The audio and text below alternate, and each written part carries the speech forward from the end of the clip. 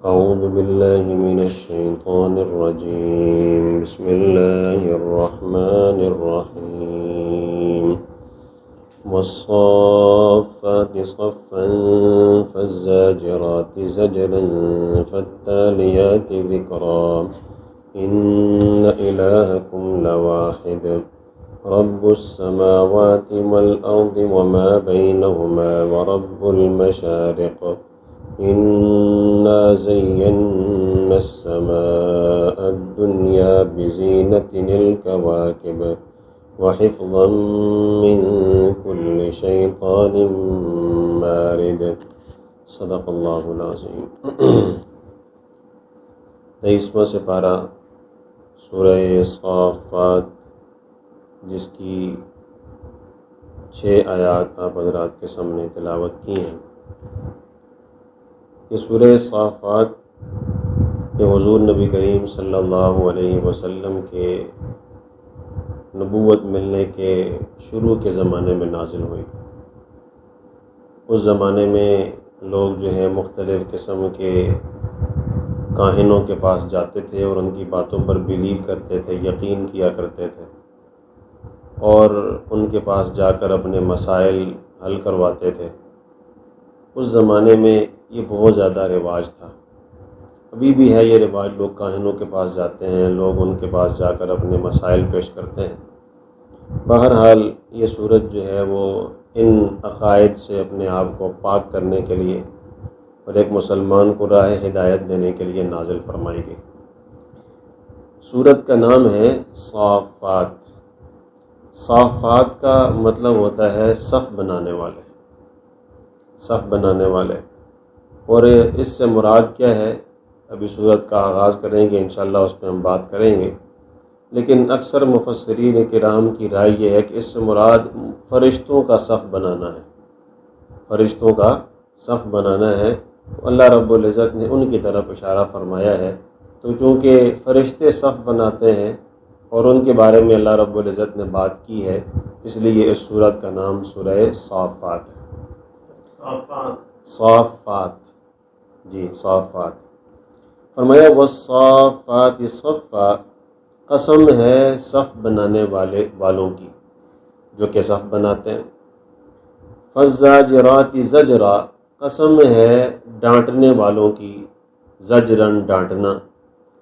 فالتالیات ذکرا، قسم ہے تلاوت کرنے والوں کی، پڑھنے والوں کی، ذکر کو، اللہ تعالیٰ کی یاد کو. یہ ساری کی ساری 3 قسمیں ہیں. اور جب قسم آتی ہے تو اس کے ایک جواب قسم ہوتا ہے. جواب قسم کا مطلب یہ ہے کہ قسم کھائی تو کس بات پر قسم کھائی جا رہی، کون سی بات اللہ پاک ذکر کرنا چاہتے ہیں، اس کو جواب قسم کہتے ہیں. تو یہ 3 قسمیں کھائی ہیں. 3 قسمیں کھانے کے بعد اللہ فرماتے ہیں ان الہکم لواحد، بے شک تمہارا معبود ایک ہی ہے. یہ قسمیں کھا کے اللہ رب العزت نے اس بات کے اندر وزن پیدا فرمایا. اب یہ جو بات آئی ہے کہ صف بنانے والے، ڈانٹنے والے اور تلاوت کرنے والے، اس سے مراد کیا ہے، یہ کن چیزوں کی قسمیں کھائی جا رہی ہیں؟ تو مفسرین کرام نے اس کے اندر بہت زیادہ اقوال لکھے ہیں. ظاہر ہے جتنے بھی اقوال ہوتے ہیں ان کی تائید قرآن پاک سے ہو رہی ہوتی ہے، ایسا نہیں کہ اپنی مرضی سے بات کر رہے ہوتے ہیں. تو کئی سارے اقوال ہیں، جن میں سے 2 اقوال بڑے مشہور ہیں. پہلا قول یہ ہے کہ والصافات صفا، اللہ رب العزت نے جو قسم کھائی ہے صف بنانے والوں کی، پہلی قسم جو ہے اس سے مراد وہ لوگ ہیں جو نماز کے اندر صفیں بناتے ہیں. ان لوگوں کی قسم کھائی ہے جو مسجد جاتے ہیں نماز پڑھنے کے لیے اور پھر وہاں جا کر صف بناتے ہیں اور صف بنانے کا حق ادا کرتے ہیں. ظاہر ہے مسجد جائیں، نماز ادا کریں تو یہ اللہ تعالیٰ کے نیک بندے ہوتے ہیں، برگزیدہ لوگ ہوتے ہیں. تو اللہ رب العزت ان کے اس عمل کی قسم کھا رہے ہیں کہ اتنا عظیم عمل ہے صف بنانا، جس کی اللہ قسم کھا رہے ہوں. وہ ظاہر ہے کہ بڑا عظیم عمل ہوگا، بڑا قیمتی عمل ہوگا، بڑا ذی شان عمل ہوگا. تو ان لوگوں کی قسم کھائی ہے جو کہ صف بناتے ہیں، صف بنانے والوں کی قسم. اور دوسری جو بات ہے فالزاجرات زجرا، کہ ڈانٹنے والوں کی قسم جو کہ ڈانٹتے ہیں، ڈانٹنا. اس سے مراد کون سی والی صف ہے؟ ایک صف تو آ گئی نمازیوں کی صف، دوسری ہے ڈانٹنے والوں کی قسم جو کہ ڈانٹتے ہیں۔ اس سے مراد وہ صف ہے جو کہ حق والوں کی صف ہوتی ہے، جو باطل والوں کے مقابلے میں ہوتی ہے۔ باطل لوگوں کے مقابلے میں جو حق لوگوں کی صف ہوتی ہے، صف بنا کر حق کے ساتھ مقابلہ کر رہے ہوتے ہیں باطل کا، اور باطل کو دور کر رہے ہوتے ہیں، حق کو صاف کر رہے ہوتے ہیں، ایسے لوگوں کی اس صف کی اللہ پاک نے قسم کھائی۔ یہ بھی ظاہر انسانوں کی طرف اشارہ ہے۔ پہلی وہ جو نماز کے اندر جا کے صف بناتے ہیں، اس صف کا اشارہ ہے۔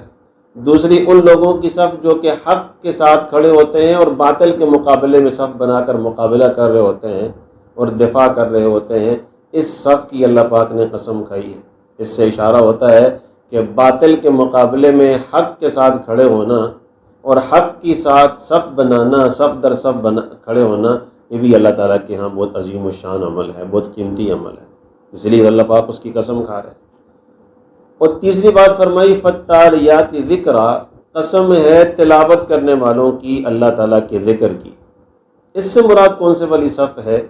تو مفسرین کرام نے جو پہلا قول نقل کیا اس میں آ کر اس سے مراد صف لیتے ہیں وہ صف جو کہ مجاہدین جہاد کے میدان میں صف بنا کر مقابلہ کر رہے ہوتے ہیں۔ اس لیے کہ جب مجاہدین صف بناتے ہیں کافروں کے مقابلے میں اور جہاد کرتے ہوئے، اس وقت وہ کیا کہتے ہیں؟ اللہ اکبر، نعرہ تکبیر بلند کرتے ہیں، اللہ کا ذکر کرتے ہیں، اور پھر اللہ رب العزت کا ذکر کر کے گمسان کی لڑائی کے اندر گھس جاتے ہیں، اور جب ان کی جان جا رہی ہوتی ہے، خون ٹپک رہا ہوتا ہے، جان جا رہی ہوتی تو کہتے ہیں فزت ورب الکعبہ، رب کعبہ کی قسم میں تو کامیاب ہو گیا۔ وہ اس طرح اللہ رب العزت کے دین کی خاطر جہاد میں نکلتے ہیں اور صف بنا کر جہاد کے اندر گھس جاتے ہیں۔ کأنہم بنیان مرصوص، وہ ایسے ہوتے ہیں جہاد کے اندر صف بنا کر جیسے کہ سیسا پلائی ہوئی دیوار ہے، ان کو کوئی گرا نہیں سکتا۔ بڑے بڑے لوگ آتے ہیں، بڑے بڑے لشکر آتے ہیں، لیکن ان کے مقابلے میں زیر ہو جاتا ہے۔ تو اس جہاد کے اندر بنائی گئی صف کی اللہ پاک نے قسم کھائی ہے جو جہاد کے اندر صف بنا کر نعرہ تکبیر بلند کرتا ہے۔ تو مفسرین کرام کا ایک قول تو یہ ہے جو میں نے آپ کے سامنے ذکر کیا کہ صف بنانے سے مراد 3 قسم کی صفیں ہیں۔ ایک وہ صف جو نماز کے اندر بنائی جاتی ہے، ایک وہ صف جو باطل کے خلاف حق کا دفاع کرتے ہوئے اور حق کو بلند کرتے ہوئے بنائی جاتی ہیں، اور تیسری وہ صف جو کہ میدان جہاد کے اندر بنائی جا رہی ہوتی ہے تاکہ کافروں کو زیر کیا جائے اور مسلمانوں کو غلبہ دیا جائے۔ تو ایک تو یہ مراد لی ہے۔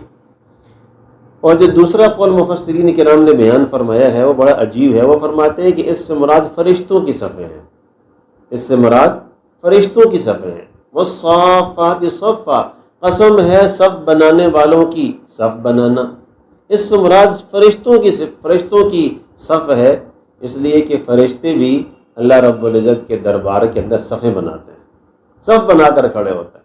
جب اللہ رب العزت کا ان کو حکم مل رہا ہوتا ہے، کوئی ان کو اللہ پاک کی طرف سے اشارہ مل رہا ہوتا ہے، اللہ پاک کی طرف سے کوئی فرمان مل رہا ہوتا ہے، تو فرمان ملنے سے پہلے فرشتے صفیں بنا کر کھڑے ہوتے ہیں۔ اس کی تائید ایک حدیث شریف سے بھی ہوتی ہے۔ حضور نبی کریم صلی اللہ علیہ وسلم نے ارشاد فرمایا اللہ تصفون کما تصف الملائکہ، تم کیوں صفیں نہیں بناتے ویسے جیسے کہ فرشتے صفیں بناتے ہیں؟ اس حدیث سے بھی تائید ہو رہی ہے کہ واقعتاً فرشتے صفیں بناتے ہیں، کہ تم کیوں صفیں نہیں بناتے جیسے کہ فرشتے صفیں بناتے ہیں۔ صحابہ کرام نے فرمایا یا رسول اللہ صلی اللہ علیہ وسلم، فرشتے اپنے رب کے سامنے کیسے صفیں بناتے ہیں؟ تو حضور نبی کریم صلی اللہ علیہ وسلم نے ارشاد فرمایا یتمون الصفوف الاول، وہ سب سے پہلے نمبر پر اگلی صفوں کو جا کر مکمل کرتے ہیں۔ فرشتے اللہ کے دربار میں جب صفیں بناتے ہیں تو پہلی صف کو جا کر مکمل کرتے ہیں، اور صفیں بناتے وقت اس بات کا بڑا لحاظ رکھتے ہیں کہ یتراسون، آپس میں مل کر صفیں بناتے ہیں، خلا بھی نہیں چھوڑتے، آپس میں مل کر صفیں بناتے ہیں، خلا بھی نہیں چھوڑتے۔ یہ حضور نبی کریم صلی اللہ علیہ وسلم نے فرشتوں کے صفیں بنانے کا انداز بیان فرمایا۔ اس سے معلوم ہوتا ہے کہ اگر نماز ہو رہی ہو، نماز کے اندر ہمیں شمولیت اختیار کرنے کا موقع مل رہا ہو، تو وہاں پر صف بناتے وقت اس بات کا بڑا خیال رکھنا چاہیے کہ کندھے سے کندھا ملا ہوا ہو، آپس میں مل مل کر کھڑے ہوں۔ اس چیز کی اللہ تعالیٰ کے ہاں بڑی قیمت ہے، بڑی اللہ تعالیٰ کے ہاں اس کی بڑی شان ہے، اللہ اس کی قسم کھا رہے ہیں قرآن پاک میں۔ اسی وجہ سے ایک حدیث میں آتا ہے، حضور نبی کریم صلی اللہ علیہ وسلم جب نماز کے لیے کھڑے ہوتے تھے تو آپ نماز شروع کرنے سے پہلے لوگوں سے کہا کرتے تھے، صفو، کہ سارے لوگ صف بناؤ، سد الخلل، درمیان میں خلا پر کر لو، درمیان میں خلا پر کر لو، درمیان میں خلا نہ چھوڑو۔ اس طرح حضور اکرم صلی اللہ علیہ وسلم صف بنانے کا اہتمام فرمایا کرتے تھے۔ بعض روایات میں آتا ہے کہ حضور نبی کریم صلی اللہ علیہ وسلم اتنا اہتمام فرماتے تھے کہ لوگ کھڑے ہو جاتے تھے صحابہ کرام، تو آپ درمیان میں چکر لگاتے تھے، چکر لگا کر صحابہ کرام کی صفوں کو درست فرمایا کرتے تھے۔ اتنی اہمیت ہے صف بنانے کی، جو نماز کے اندر جب انسان کھڑا ہو اس کے اندر مل مل کر کھڑا ہو، درمیان میں خلا نہ ہو، کندھے سے کندھا ملا ہوا ہو، اس بات کا بڑا اہتمام کرنا چاہیے۔ تو پہلی بات فرمایا کہ فرشتوں کی صفیں مراد ہیں، والصافات صفا، کہ قسم ہے صفیں بنانے والوں کی صف بنانا، یعنی فرشتوں کی صف بنانا۔ دوسرا فرمایا فالزاجرات زجرا، قسم ہے ڈانٹنے والوں کی ڈانٹنا۔ اب فرشتوں کے اندر کچھ فرشتے ایسے ہیں جن کا کام یہ ہوتا ہے وہ ڈانٹتے ہیں۔ ان کا کام کیا ہوتا ہے؟ پہلے زمانے میں ایسا ہوتا تھا حضور اکرم صلی اللہ علیہ وسلم کی آمد سے پہلے کہ مختلف قسم کے شیطان یہ اوپر جاتے تھے، وہاں جا کر ملائے اعلیٰ میں جب اللہ تعالیٰ ڈیوٹیاں تقسیم کر رہے ہوتے تھے فرشتوں کے درمیان میں، تو وہاں جا کر ان کی باتیں سنتے تھے۔ فرشتے جب آپس میں باتیں کرتے تھے تو ان کی باتیں سنتے تھے۔ جب ان کی باتیں سنتے تھے پھر آ کر اس میں اندر کچھ جھوٹ موٹ ملا کر کاہنوں کو آ کر بتا دیا کرتے تھے۔ ان میں سے کوئی بات سچی بھی ہو جاتی تھی، کبھی کبھی کاہن پھر لوگوں کو بتاتے تھے یہ ہونے والا ہے، یہ ہونے والا ہے، تو کوئی نہ کوئی بات کبھی کبھی سچی بھی نکل آتی تھی۔ تو لوگ پھر کاہنوں کو سچا سمجھتے تھے، پھر ان کے پاس جایا کرتے تھے ان کی خبریں لینے کے لیے، ان سے اپنے مسائل حل کرنے کے لیے۔ لیکن جب حضور اکرم صلی اللہ علیہ وسلم کی آمد ہو گئی، اللہ رب العزت نے ان شیطانی طاقتوں کو اوپر جانے سے روک دیا، ان شیطانی طاقتوں کو اوپر جانے سے روک دیا۔ اب وہ روکا کیسے ہے آگے ہم پڑھیں گے انشاءاللہ، کہ شہاب ثاقب جب یہ اوپر جاتے ہیں شیطان وہاں کی خبریں سننے کے لیے، تو ایک شہاب ثاقب جو ہے، ایک چمکتا ہوا ستارہ ان کے پیچھے لگ جاتا ہے اور ان کو بھگا دیتا ہے وہاں سے۔ تو یہ جو ڈانٹنے والے ہیں فرشتے، در حقیقت یہ وہ ہوتے ہیں جو ان کو دیکھ رہے ہوتے ہیں، ان کو پہچان جاتے ہیں، پھر ان کے پیچھے شہاب ثاقب لگتا ہے۔ یہ اللہ رب العزت کی طرف سے وہ جماعت ہوتی ہے فرشتوں کی، اللہ پاک نے ان کی قسم کھائی ہے۔ والصافات صفا، قسم ہے صفیں بنانے والے فرشتوں کی جو کہ صف بناتے ہیں۔ فالزاجرات زجرا، قسم ہے ان فرشتوں کی جو کہ ڈانٹتے ہیں ڈانٹنا، یعنی اس شہاب ثاقب کے ذریعے سے اللہ پاک نے ان کو حکم دے رکھا ہے جب بھی یہ شیطان اوپر آئیں اوپر کی خبریں معلوم کرنے کے لیے، اب حضور اکرم صلی اللہ علیہ وسلم کی آمد کے بعد ان کے پاس کوئی طاقت نہیں، اب ان کو کوئی اختیار نہیں ہے اوپر کی خبریں لینے کے لیے آئیں اور لوگوں کو جا کر وہاں بتائیں، پھر لوگوں کا ایمان خراب ہو، کاہنوں کے پاس جائیں۔ اب یہ سلسلہ بند ہو گیا ہے، اب حضور اکرم صلی اللہ علیہ وسلم کی آمد کے بعد ان کے پاس کوئی طاقت نہیں۔ تو اس وجہ سے اللہ پاک نے ان کی قسم کھائی ہے کہ ڈانٹنے والے فرشتوں کی قسم جو کہ ڈانٹتے ہیں۔ اور تیسری صفت بتائی ہے فالتالیات ذکرا، قسم ہے تلاوت کرنے والوں کی، یاد کرنے والوں کی، اللہ کا ذکر کرنے والوں کی۔ ظاہر ہے فرشتے بھی اللہ پاک کا ذکر کرتے ہیں، فرشتے بھی اللہ رب العزت کی ذات کی تسبیح کرتے ہیں، اللہ رب العزت کی حمد و ثنا بیان کرتے ہیں۔ بہت ساری روایات سے پتہ چلتا ہے کہ بعض فرشتے ایسے جب سے پیدا ہوئے ہیں وہ قیام کی حالت میں کھڑے ہیں اور اللہ پاک کی تسبیح بیان کر رہے ہیں۔ بعض فرشتے ایسے جب سے پیدا ہوئے وہ رکوع کی حالت میں ہیں اور اللہ پاک کی تسبیح بیان کر رہے ہیں۔ بعض فرشتے ایسے ہیں جو جب سے پیدا ہوئے ہیں وہ سجدے کی حالت میں ہیں اور سجدے کی حالت میں اللہ پاک کی تسبیح بیان کر رہے ہیں، اللہ پاک کا ذکر کر رہے ہیں۔ تو ان تینوں قسم کی اگر ہم قسموں کو دیکھیں تو ہمیں ایک بات ملتی ہے کہ تینوں قسم کے کام بڑے اہم ہیں۔ نماز کی صف ہو وہ بھی بڑی اہم ہے، اسی طریقے سے حق کے ساتھ کھڑے ہو جانا اور باطل کے خلاف ایک جو ہے وہ سیسا پلائی ہوئی دیوار بن جانا اور باطل کو دھکیلنا، یہ بھی بہت اہم کام ہے، بڑا ذیشان کام ہے۔ اور تیسرے نمبر پر جہاد کے اندر نکلنا، یہ بھی بہت اہم کام ہے۔ ان تینوں میں سے کسی بھی کام کے ساتھ انسان منسلک ہو جائے تو اللہ تعالیٰ کے ہاں اس کی نجات بڑی پکی ہے۔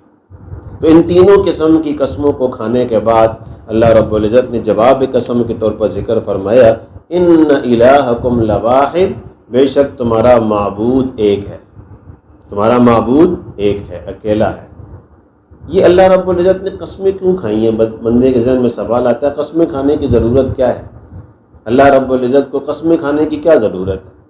اللہ رب العزت کی ذات بسا اوقات اپنی شان سے بہت نیچے آ کر اس انداز میں بات کرتے جیسے کہ انسان آپس میں باتیں کرتے ہیں، تاکہ بات سمجھ میں آ جائے۔ جب انسان دوسرے سے بات کرتا ہے اپنی بات پر یقین دلانے کے لیے بہت دفعہ انسان قسمیں کھاتا ہے تاکہ اگلے بندے کو بات پر یقین آ جائے۔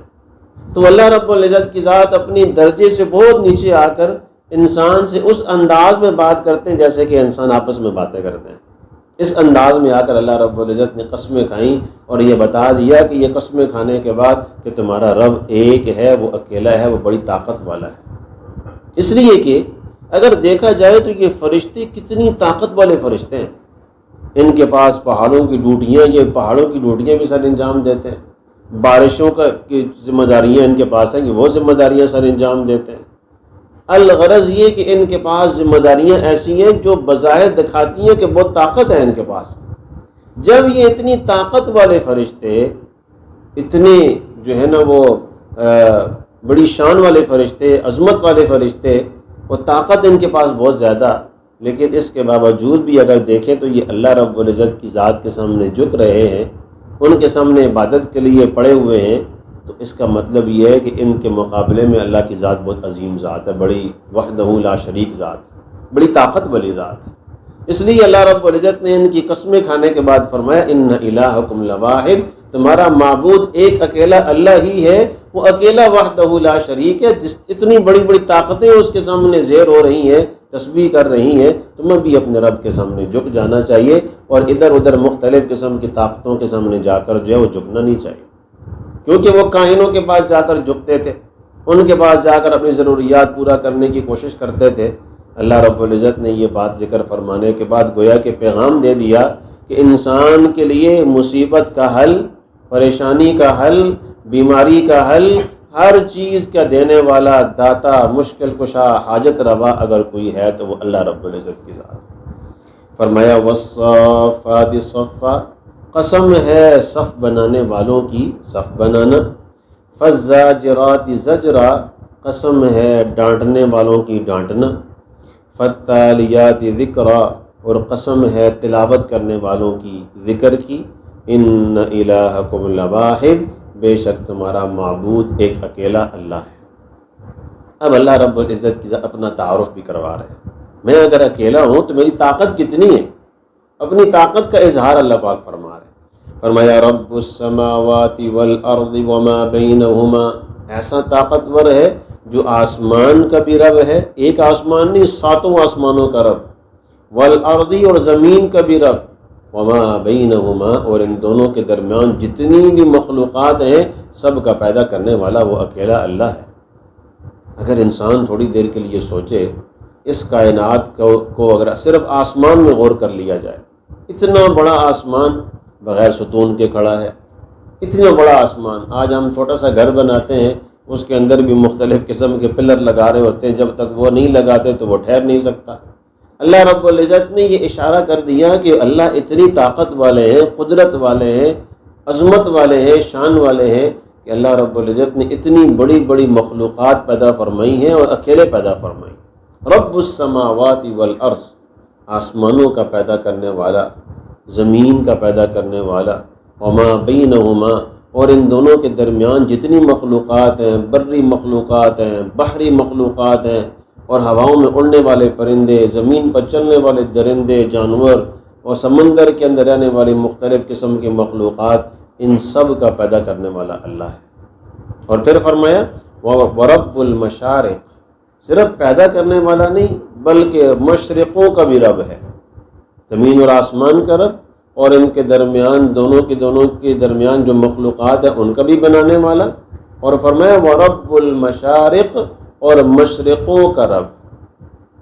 قرآن پاک میں اللہ رب العزت نے کئی جگہ پہ ذکر فرمایا وَرَبُّ الْمَشْرِقِ وَالْمَغْرِبِ، کہ مشرق کا رب بھی ہے، مغرب کا رب بھی ہے، اور فرمایا وَرَبُّ الْمَشْرِقَيْنِ وَرَبُّ الْمَغْرِبَيْنِ، دو مشرقوں کا رب، دو مغربوں کا رب، اس طرح کے بھی الفاظ آتے ہیں۔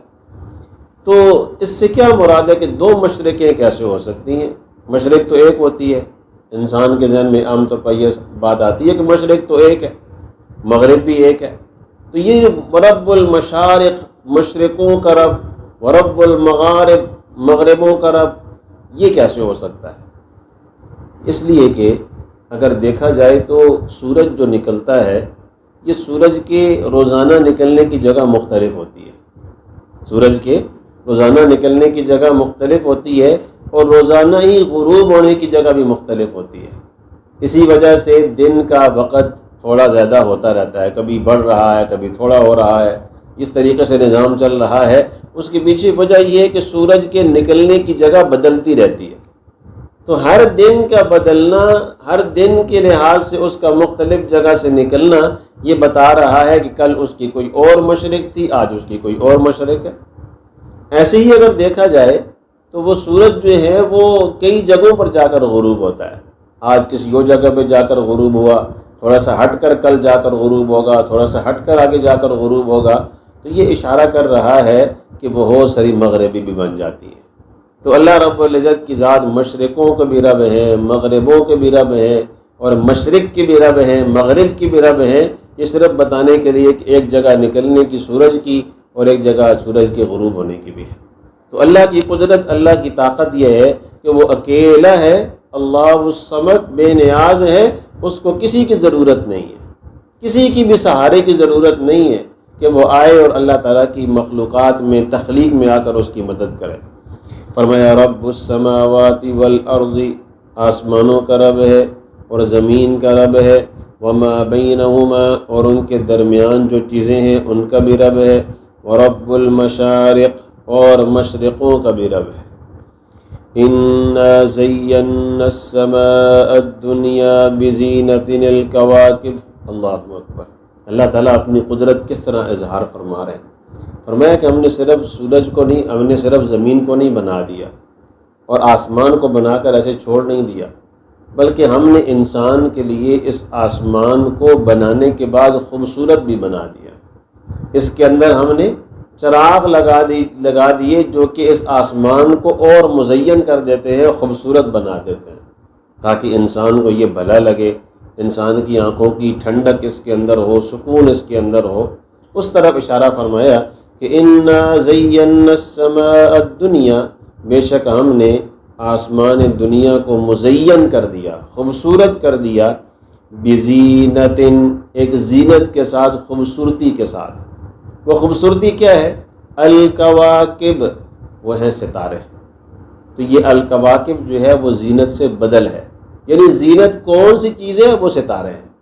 تو اللہ رب العزت نے آسمان دنیا کو ستاروں کے ذریعے سے خوبصورت بنا کر اپنی قدرت کا اظہار فرمایا کہ تمہارا رب اتنا بڑا آسمان بغیر ستون کے نہ صرف پیدا کر سکتا ہے بلکہ تمہارے لیے اس کو خوبصورت بھی بنا سکتا ہے۔ پھر آگے اللہ رب العزت نے اپنا تعارف کروانے کے بعد اس بات کو ذکر فرما دیا کہ یہ جو ستارے ہیں یہ صرف خوبصورتی کی علامت نہیں ہے، بلکہ یہ ستارے ایک اور بھی کام کرتے ہیں۔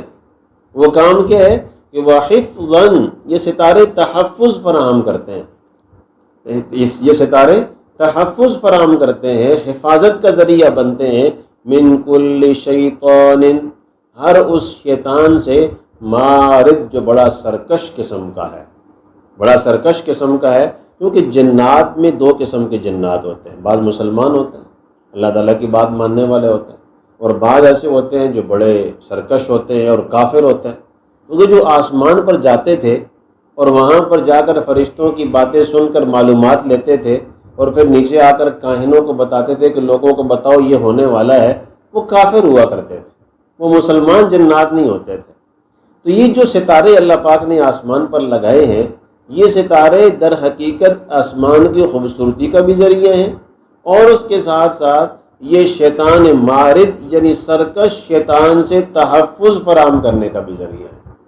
اللہ رب العزت کی ذات ان کے ذریعے سے شیطانوں کو اوپر نہیں جانے دیتے، اب ان کو اوپر جا کر وہاں کی معلومات حاصل کرنے کا کوئی موقع نہیں ملتا۔